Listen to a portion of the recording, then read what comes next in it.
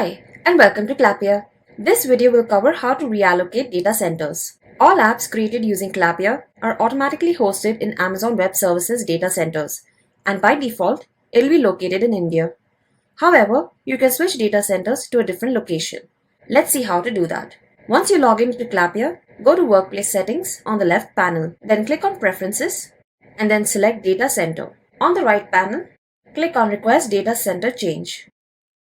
Here you will be able to select the data center of your choice. Select an option, given a brief explanation of why you need the data center change, and then click on Submit. Once you do this, you will be notified of the data center change. Do note that if you were to switch to a new data center location, you will need to purchase a minimum of 10 user licenses. You can check out the pricing page on the website for more details. Once you have switched data centers for your workplace, existing apps from the workplace will no longer be accessible, along with the corresponding submissions, workflows, or analytics. And these cannot be migrated currently. A switch to a new data center will result in a workplace where you can create new apps, but not use the older apps. If you were to switch back to the old data center's location, you will be able to access your old apps again. Any data stored in workplace settings, such as user emails or phone numbers or other information, will be accessible even if you were to switch to a new data center location. There is no restriction on this.